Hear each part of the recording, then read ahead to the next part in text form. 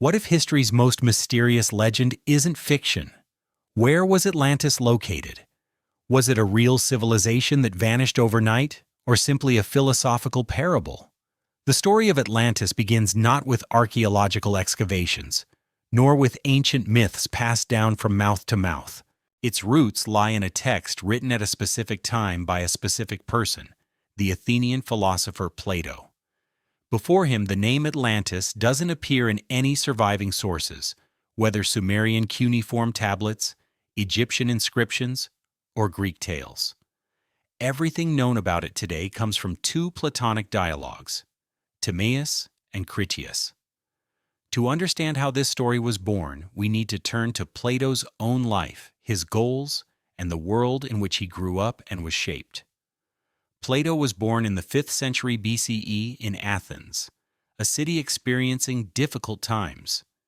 His family belonged to the old aristocracy and had influence and connections in political circles.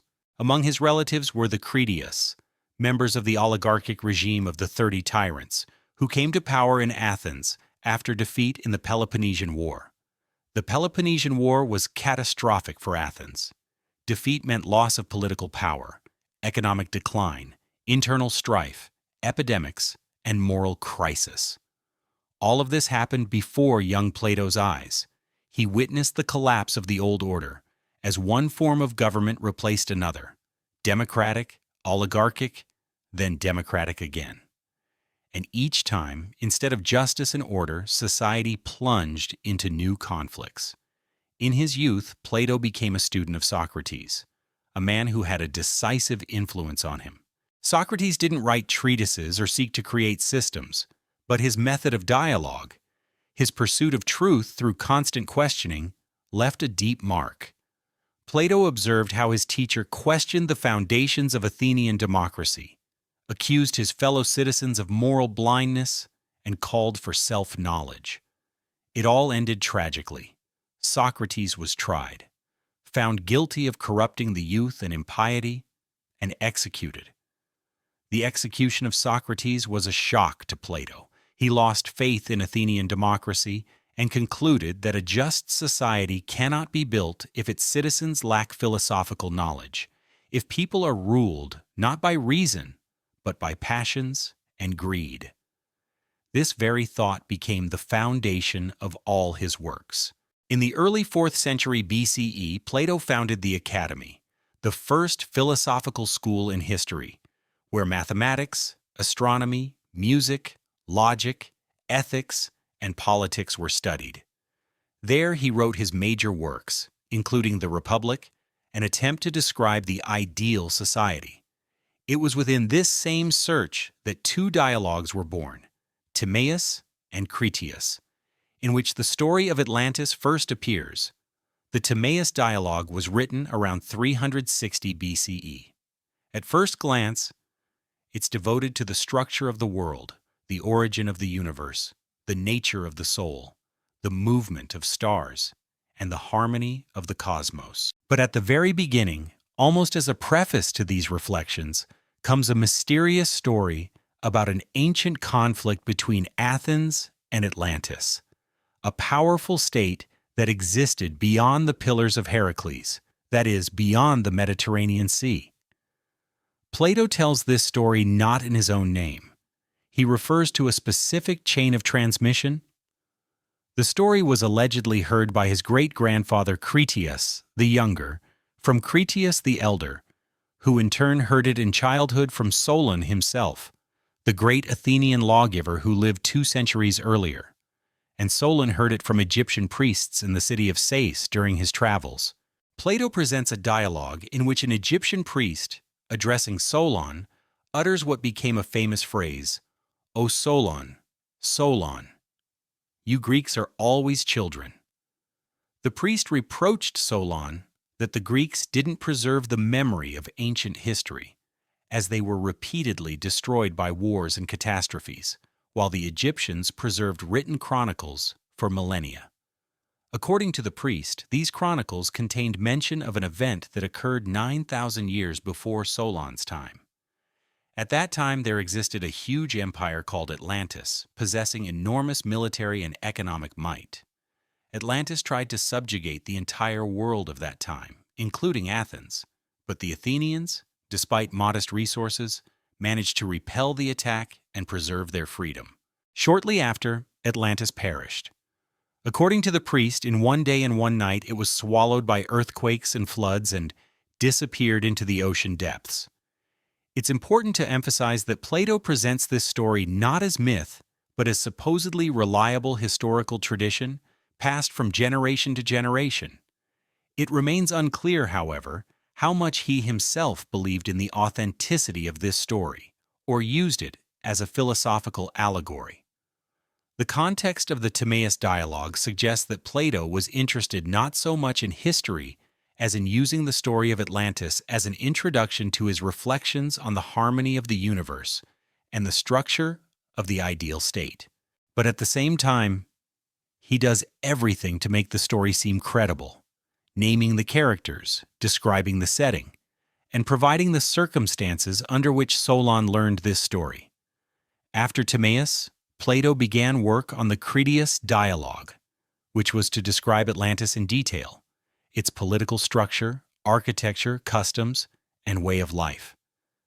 However, the text breaks off mid-sentence. The reasons are debated. Perhaps Plato didn't have time to finish the work. Perhaps he deliberately left it incomplete. There was an idea to write a third dialogue, Hermocrates, which was to complete the entire story, but it either wasn't written or wasn't preserved. Plato's contemporaries and philosophers of subsequent eras treated this story skeptically.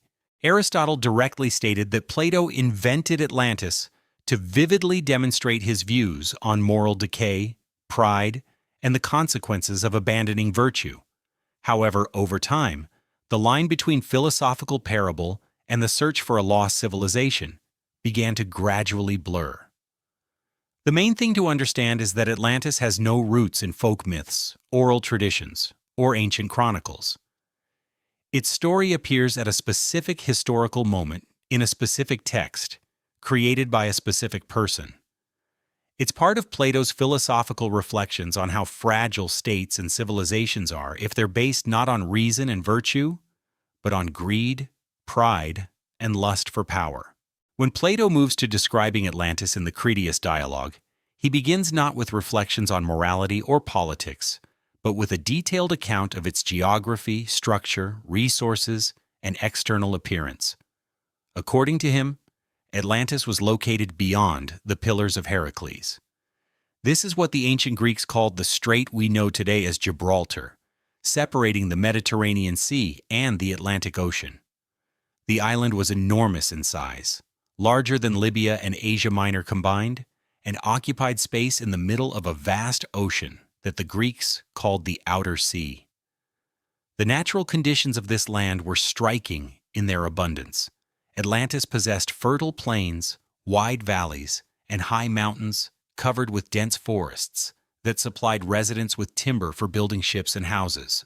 From numerous mountains flowed rivers, feeding lakes and canals, and in some places hot springs gushed, providing opportunity for cold and warm baths, houses, and gardens.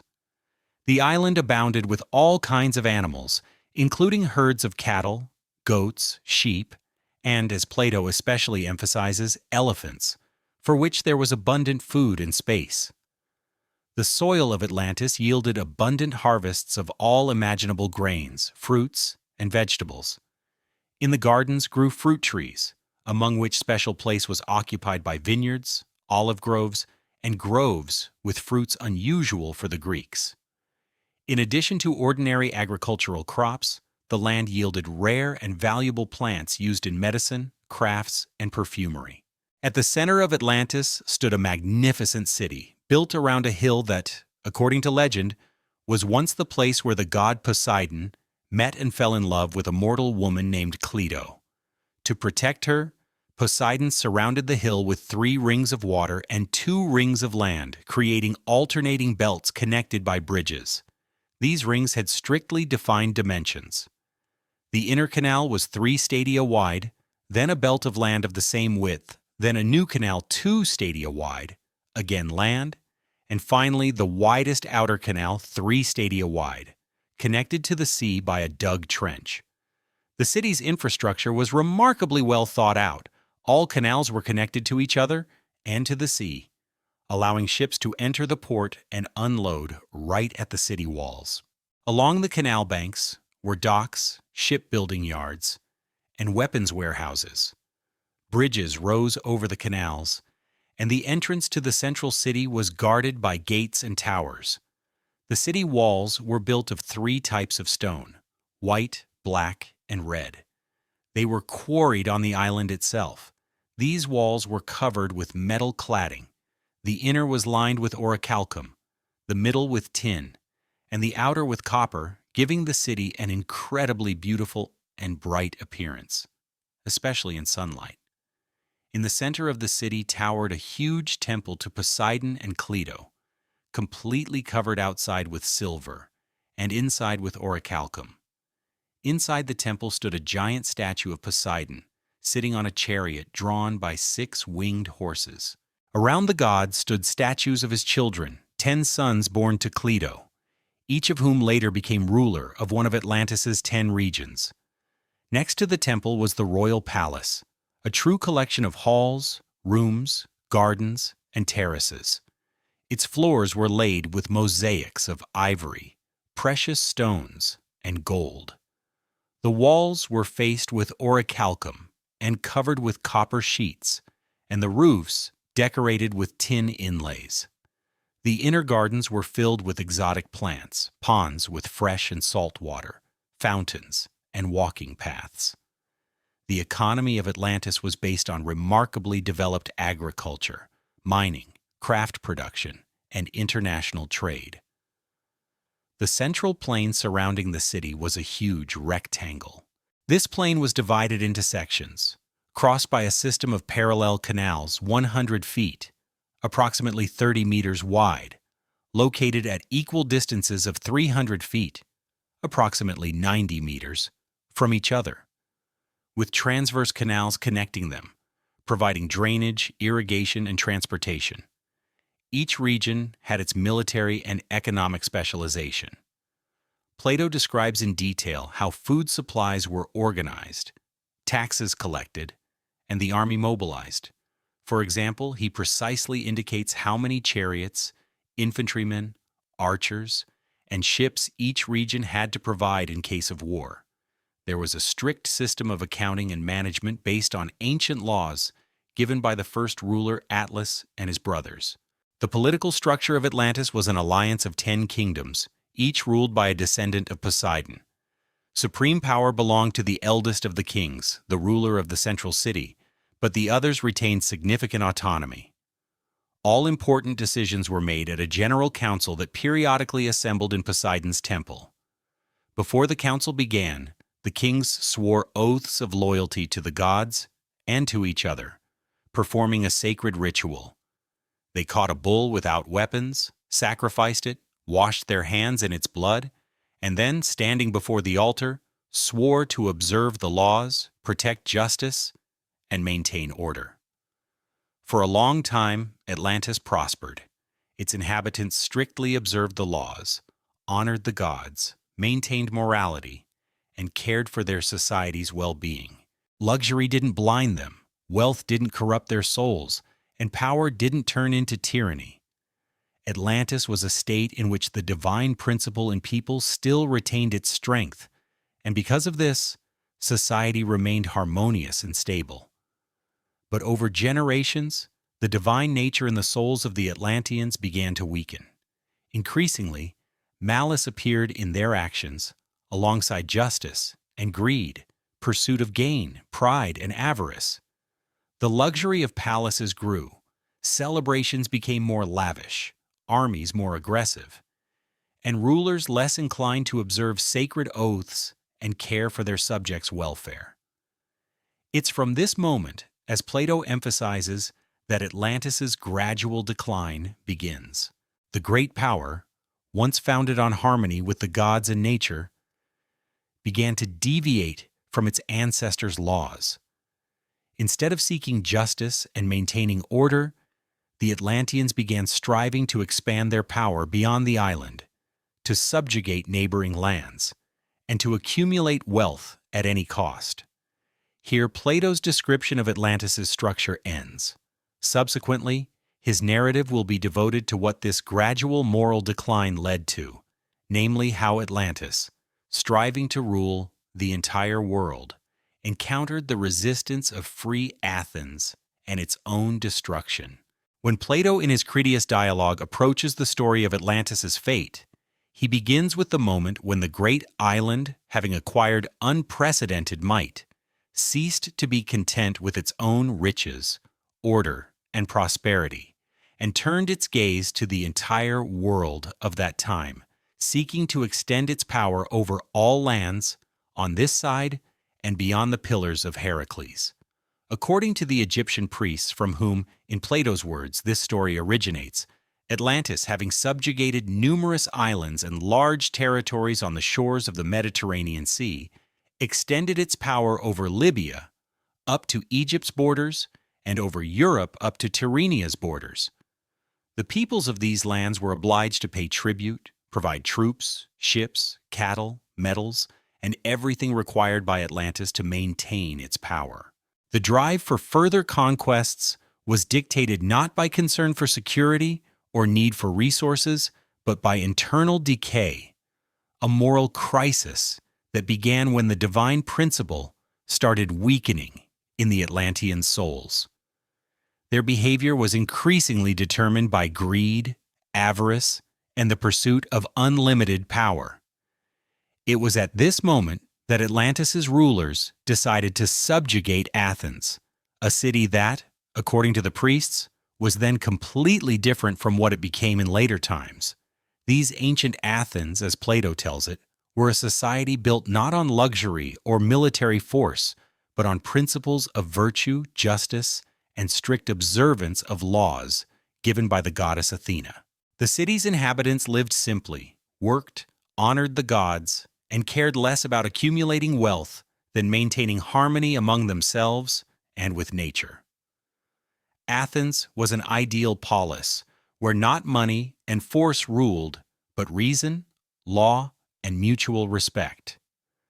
When Atlantis' rulers decided to conquer Athens, they sent envoys with a demand to submit, recognize Atlantis' supremacy, and begin paying tribute as other peoples already did. The Athenians' answer was unequivocal. They rejected any encroachment on their freedom and refused to submit to foreign power. Moreover, they immediately began preparing for war, understanding that compromise was impossible. Soon Atlantis began mobilization. According to Plato's description, Atlantis' army was grandiose in scale. Thousands of chariots, tens of thousands of infantrymen, numerous cavalry units, and a huge fleet capable of transporting troops across the ocean and ensuring a long coastal blockade. The city's shipyards worked tirelessly, forging weapons, building new ships, and accumulating provisions. The army was equipped with the best weaponry of the time: bronze armor, swords, spears, shields, throwing machines, and catapults.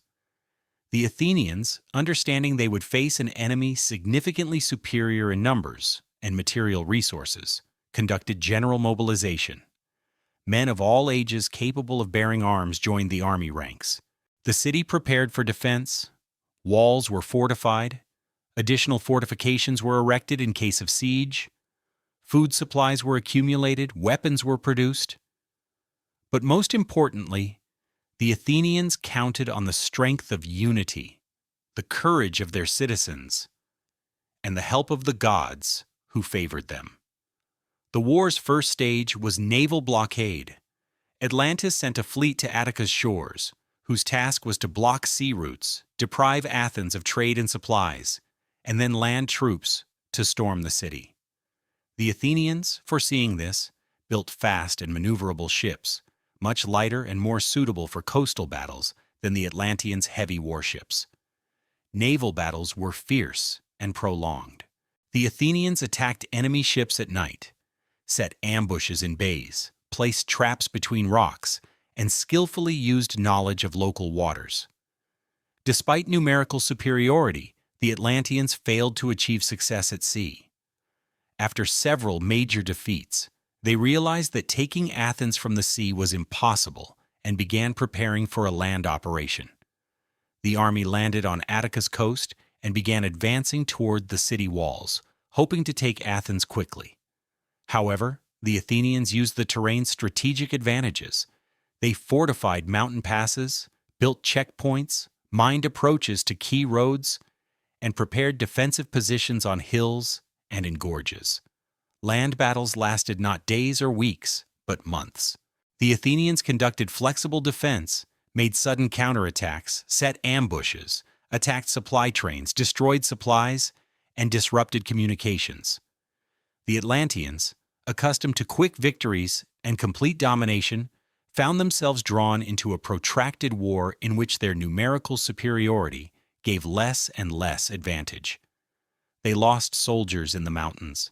Their troops were exhausted in fruitless attacks on fortifications, and attempts to break through to the city were constantly thwarted.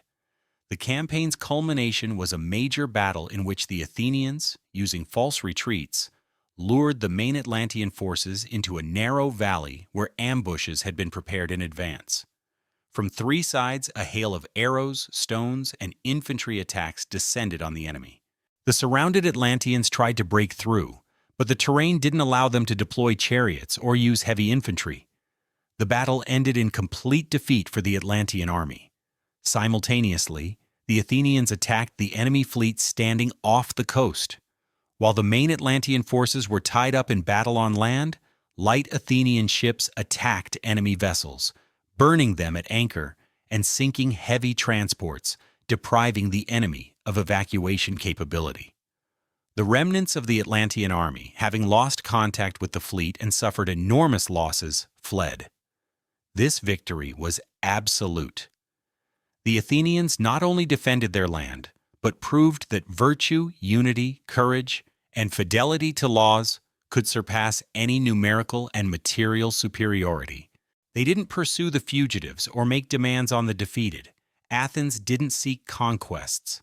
They simply defended what was most important to them: their freedom, independence, and laws.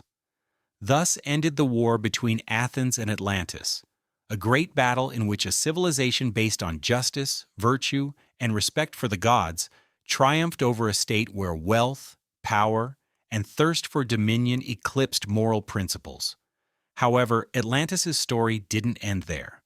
Defeated, humiliated, and weakened, Atlantis soon faced another, far more terrible enemy: the forces of nature, against which neither army, nor fleet, nor riches could stand.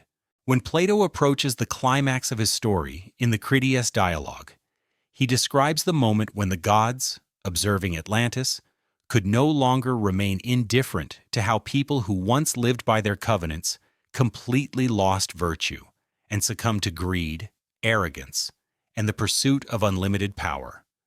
The island, once the embodiment of harmony, order, and justice, ceased to follow the laws established by Poseidon for his descendants, and thereby violated the fundamental order laid down in the world by the gods.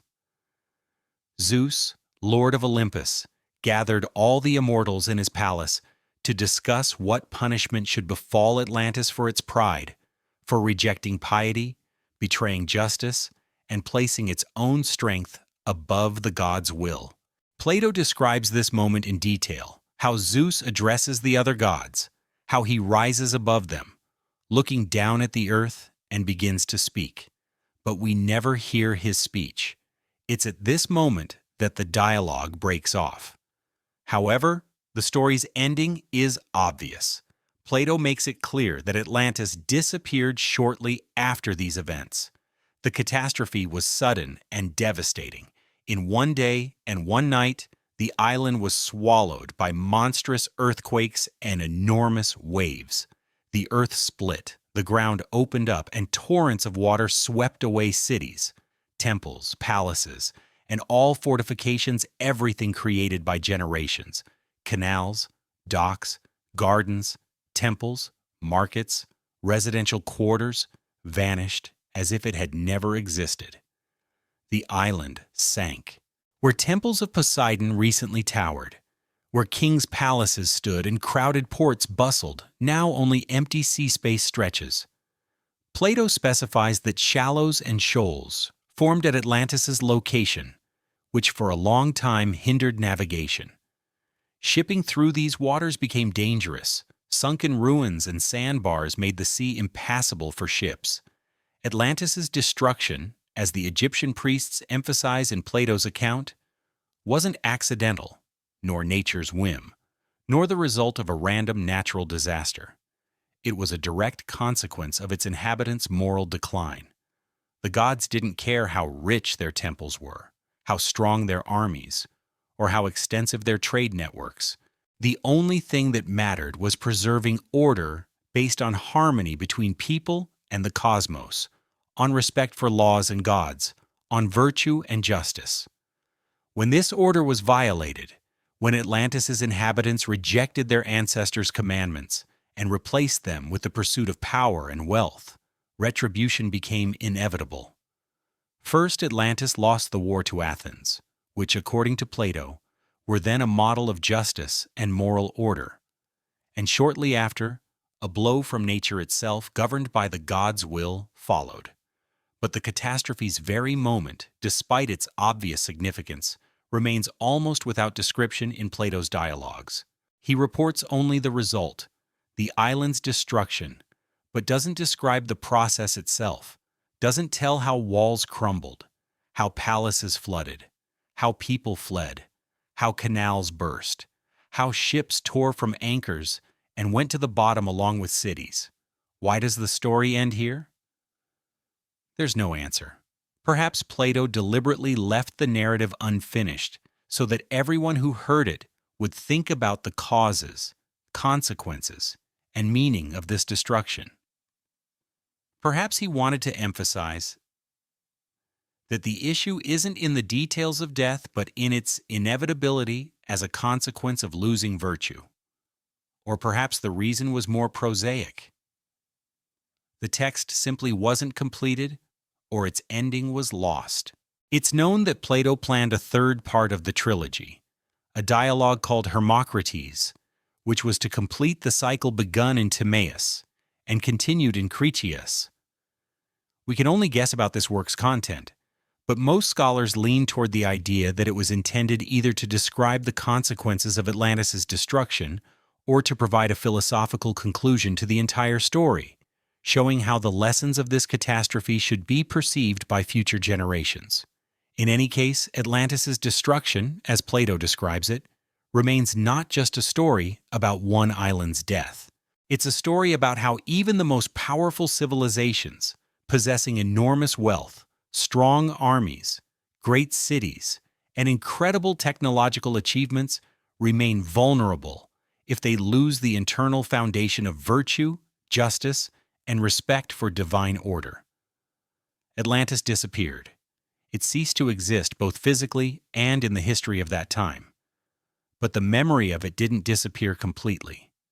This memory continued to live in stories, in rare records, in echoes of myths. True, for long centuries its story almost vanished from people's consciousness. After Plato told the world the story of Atlantis, the fate of this legend was almost forgotten for many centuries.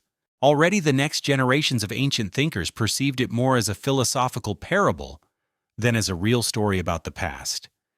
Even Aristotle, Plato's student, claimed that his teacher invented Atlantis for instructive purposes, to illustrate his own ideas about laws, morality, and the structure of the ideal state. In subsequent centuries, virtually none of the major historians, neither Herodotus, nor Polybius, nor Strabo, nor Pliny the Elder, showed interest in this story. It hardly appeared in geographical works, historical chronicles, or philosophical writings. Atlantis's perception gradually came to be regarded only as a figurative example, meant to show what loss of virtue and rejection of the gods' laws leads to. In late antiquity, when classical philosophy was replaced by Neoplatonism, Atlantis's name still sometimes surfaced, but exclusively as allegory. Philosophers, reasoning about the cosmos' structure, the soul's immortality, or the law of world order, might mention it, but not as a real place, but as a symbol of fall and destruction, inevitable for any civilization that lost connection with divine order. When the Western Roman Empire fell and the Middle Ages began, interest in ancient philosophical traditions almost completely faded. In Europe began an era in which questions of morality, theology, and soul salvation became more important than any reflections on the past, geography, or nature of the world. Plato's dialogues continued to exist. They were copied in monasteries, stored in Constantinople's libraries, and studied in the Muslim world. But Atlantis's story itself in these texts remained something secondary, almost invisible against the background of other ideas. Medieval thinkers didn't directly reject Atlantis's existence. They simply showed no interest in it. This story was displaced by biblical legends, stories of Sodom and Gomorrah, the flood, and the Tower of Babel. If Atlantis was mentioned, it was most often in the context of general reasoning about how God punishes proud nations. It was sometimes mentioned in commentaries on Plato, in rare encyclopedias or treatises by Byzantine authors, but these references were always brief and lacking independent significance. Even medieval cartographers, depicting a world populated by wonders and unknown lands, almost never included Atlantis on their maps. Their imagination generated images of islands of the blessed, islands of saints, or places where, according to legends, Christian relics were hidden. But the idea of a continent sunk beyond the ocean didn't enter medieval imagination, and yet the legend didn't disappear. It continued to exist in copied manuscripts of Plato's dialogues.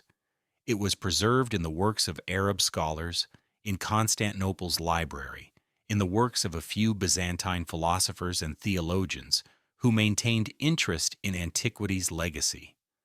Atlantis wasn't a famous name, but its name didn't completely disappear from cultural memory.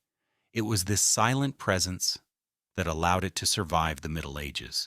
And when Europe again began to pay attention to its ancient heritage, when the Renaissance and the age of great geographical discoveries began, Atlantis's name was once again in demand. Ahead awaited new hypotheses, attempts to find its traces in the oceans, ideas that it might be connected with the New World or with lost islands. With the end of the Middle Ages and the onset of the Renaissance, interest in ancient heritage in Europe rapidly revived. Plato's works began to be studied again, including those dialogues in which Atlantis's story first appears. What for centuries was perceived only as a philosophical parable now again becomes the subject of serious reflection, not only among philosophers, but also among geographers, travelers, sailors, and cartographers. It's precisely in this period that Europe goes beyond its usual boundaries. Portuguese and Spanish ships cross the Pillars of Heracles, enter the Atlantic Ocean, and discover new islands and lands whose existence ancient geographers didn't even suspect. The appearance of the Azores Islands, Canary Islands, Madeira, and many other territories on maps makes people wonder whether these lands are remnants of a once huge island described by Plato. At this time, the idea gradually forms that Atlantis's story is not just a philosophical allegory, but possibly a memory of a real sunken civilization. And the first candidate for the role of its trace becomes the Azores Islands. Their location in the very center of the Atlantic Ocean, far beyond the Pillars of Heracles, coincides with Plato's description. Moreover, the archipelago's mountainous character suggests that these may be peaks of a sunken continent that once rose above the ocean. The Canary Islands are considered no less actively. Researchers point to their ancient Guanche population, which before the Europeans' arrival preserved a unique culture, unusual rituals, and legends about ancestors who came from great lands and disappeared into the sea.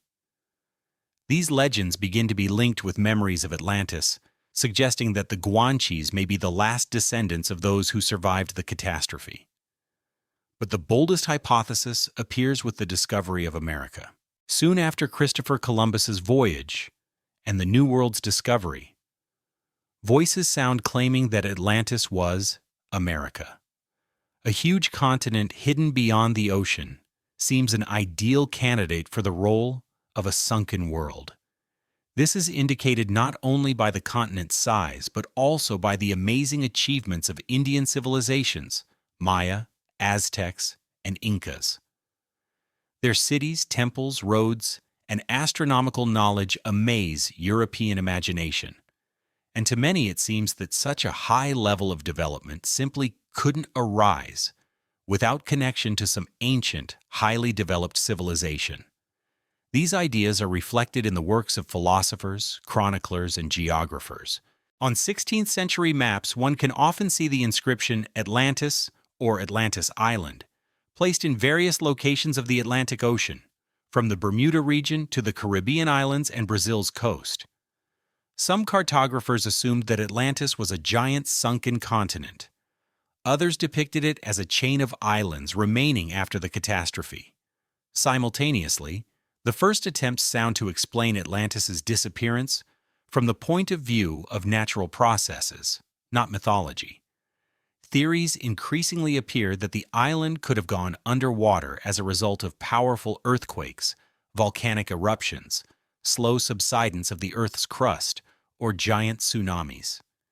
This idea seems especially plausible in light of the fact that similar catastrophes really occurred.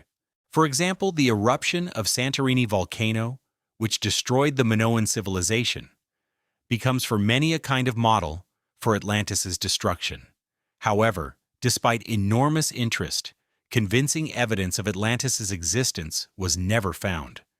Neither in the Azores, nor in the Canary Islands, nor in America, nor in the Caribbean basin did archaeologists discover ruins, artifacts, or evidence of a civilization comparable to that described by Plato.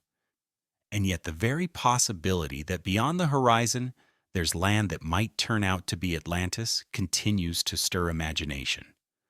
Gradually, interest in Atlantis goes beyond purely geographical or historical searches.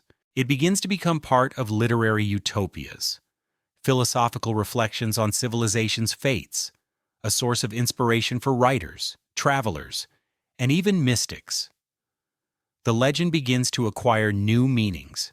Now it's not just a story about the death of a proud people, but a symbol of a lost golden age, an ideal society that went underwater but continues to live in humanity's dreams.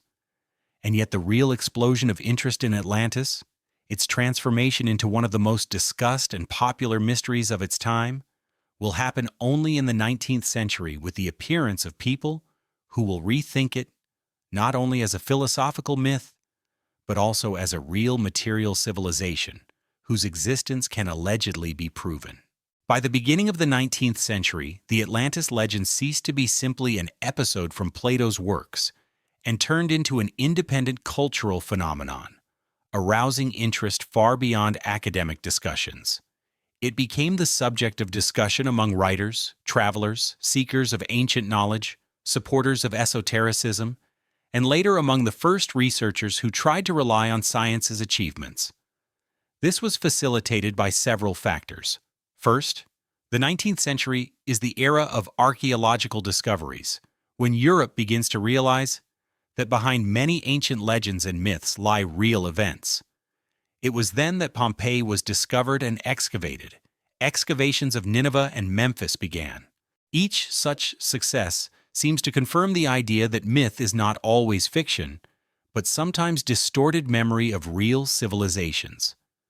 Second, the 19th century was a time of rapid growth of esoteric teachings, interest in occult knowledge, secret societies, and searches for humanity's lost spiritual heritage. In this system of views, Atlantis easily becomes a symbol not only of a lost civilization, but of a lost golden age when people allegedly possessed knowledge and abilities long forgotten in the modern world. A key event was the publication of a book by American writer, publicist, and politician Ignatius Donnelly. His work titled Atlantis, the Antediluvian World instantly became an international sensation. In this book, Donnelly claims that Atlantis is not a myth or philosophical allegory, but a real, highly developed civilization that stood at the origins of all known cultures of the ancient world. He builds a long chain of arguments, comparing myths, legends, architectural traditions, and cultural features of the peoples of Europe, Africa, and America. In his opinion, Atlantis's disappearance is connected with a global natural catastrophe, as a result of which a huge continent located in the middle of the Atlantic Ocean went underwater. Donnelly believes that it was the Atlanteans who spread throughout the world knowledge of agriculture, metallurgy, navigation, architecture, and writing. His book quickly becomes a source of inspiration for an entire wave of followers. From this moment, Atlantis ceases to be a topic of purely academic disputes. Now everyone discusses it: researchers, geographers, writers, mystics. A huge number of hypotheses about its location arise. Some continue to search for it in the middle of the Atlantic Ocean. Others assume it could have been in South America. Third parties point to the Caribbean basin, fourth to Antarctica, or even the Arctic. Parallel to this, interest in Atlantis grows in mystical and occult circles. Its image is especially actively present in the theosophical teachings of Helena Blavatsky. According to her version, Atlantis is not just an island or continent, but an entire epoch in human history. An epoch when a special race dominated on Earth, the Atlanteans, possessing supernatural abilities and spiritual knowledge. In her texts, Atlantis becomes a projection of the Golden Age, which perished because its inhabitants left the spiritual path for the sake of power, matter, and technological might. Based on these ideas, dozens of new versions arise. The Atlanteans begin to be attributed with inventing flying machines, using crystals to generate energy, controlling weather phenomena, telepathy, and the ability to influence matter with the power of thought. All this is intertwined with myths, speculation, occult teachings, and fantasies that spread with incredible speed. Atlantis becomes an integral part of 19th century artistic culture. It's described in adventure novels, science fiction works, and utopias. It appears on newspaper pages, in popular brochures, in reports of geographical societies. Gradually, Atlantis's image goes beyond the ancient myth and becomes a universal symbol, a symbol of a lost ideal, a vanished paradise, a mystery that humanity strives to solve. It's important to note, however, that all these hypotheses, however spectacular and impressive they may be presented, are based almost not on real archaeology or geology. They're based on comparing myths, interpreting legends, free analogies, and authors' personal guesses. The 19th century scientific community, although observing this boom with interest, treated it with obvious skepticism. However, it's precisely at this time that an important transition begins. The first researchers appear who decide to test the hypothesis of Atlantis's existence not only at the level of mythologies and texts, but also with the help of science's tools. The first underwater research geological expeditions and works on studying the ocean floor's structure appear. Atlantis gradually moves from the realm of philosophical and mystical speculation into the realm of scientific research. By the beginning of the 20th century, the Atlantis legend had finally moved from the sphere of philosophical reflections, mythology, and esotericism into an area where it began to be considered as a potentially real historical mystery. Fantasies, mystical constructions, and hypotheses without evidence were replaced by attempts to rely on archaeology, geology, and oceanography data. For the first time in thousands of years, the Atlantis myth becomes the subject of systematic scientific interest. One of the most serious and influential hypotheses of the 20th century is the version linking Atlantis with the catastrophe that occurred on Santorini Island in the Aegean Sea. In the mid-20th century, archaeologists discovered a well-preserved Bronze Age city under a layer of volcanic ash, Akrotiri. Its streets, houses, frescoes, sewer systems, and developed infrastructure amazed with their high level of culture. Researchers conclude that a powerful volcanic eruption in the early 15th century BCE destroyed the city and dealt a devastating blow to Crete's Minoan civilization. It's precisely this catastrophe, accompanied by giant tsunamis, earthquakes, and prolonged climate change, that becomes a model with which Atlantis's destruction begins to be compared. This is evidenced by signs of a high level of development, the catastrophe's suddenness, and the actual disappearance of an entire civilization. However, against this hypothesis, there's one major argument: geography. Santorini is located not beyond the Pillars of Heracles, as Plato wrote, but inside the Mediterranean Sea. Moreover, the time gap is thousands of years.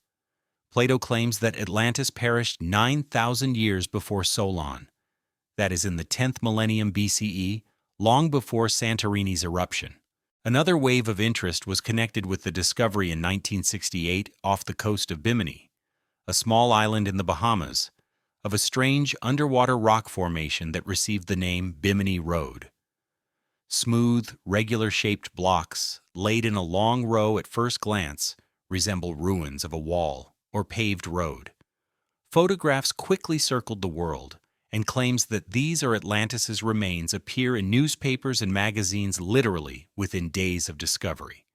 However, further research shows that Bimini Road is a natural geological formation, the result of natural stratification and erosion of limestone slabs common to this region. Scientists find similar formations in other parts of the Caribbean basin, confirming its natural origin. Nevertheless, for many supporters of Atlantis, Bimini remains a long-standing symbolic testimony that it could have existed. A separate line of hypotheses takes the search for Atlantis to a completely unexpected place: Antarctica. This theory became especially popular in the second half of the 20th century thanks to the work of Charles Hapgood, who put forward the hypothesis of Earth crust displacement. According to his version, Antarctica in the distant past was located in warmer latitudes, was free of ice, and could serve as home to a developed civilization.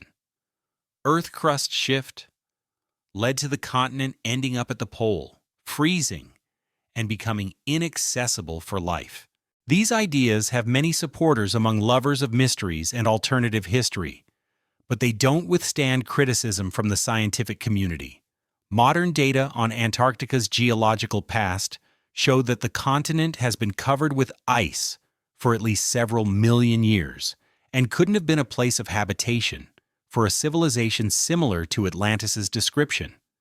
Parallel to the development of hypotheses about Bimini, Antarctica, and Santorini, the 20th century was marked by rapid development of underwater archaeology.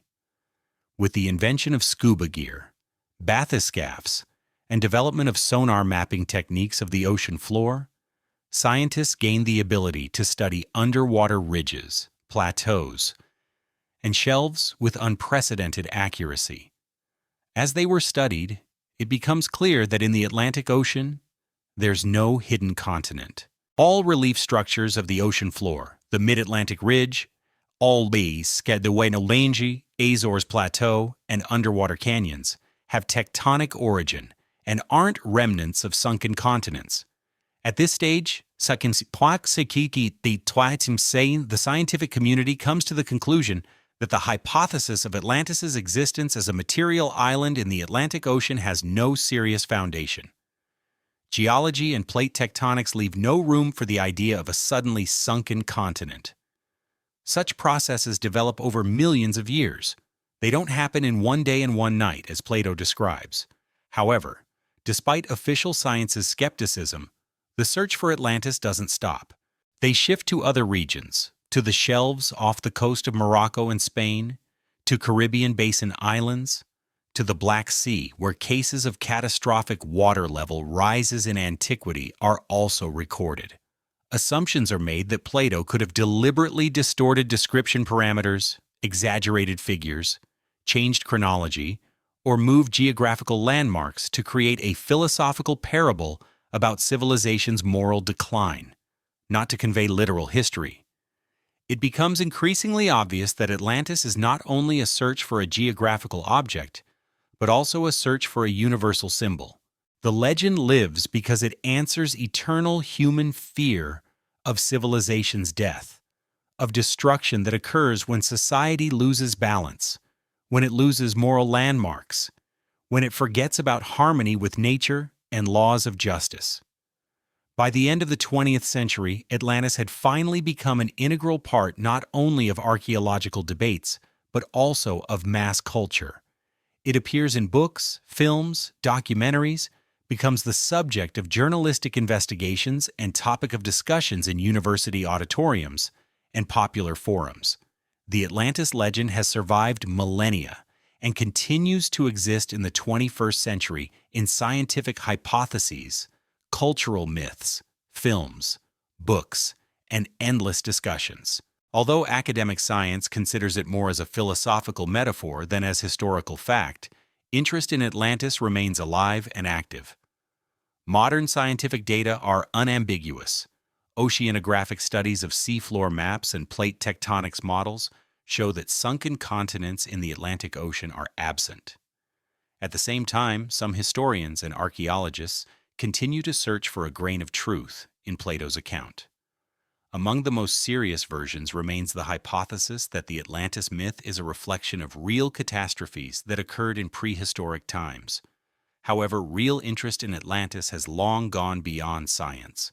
It has become part of global cultural mythology. Its image can be found in films, literature, comics, video games, and science fiction series. Atlantis is sometimes depicted as a sunken high-tech city, sometimes as a magical world hidden underwater, and sometimes as the last echo of an ancient race possessing super knowledge and lost technologies.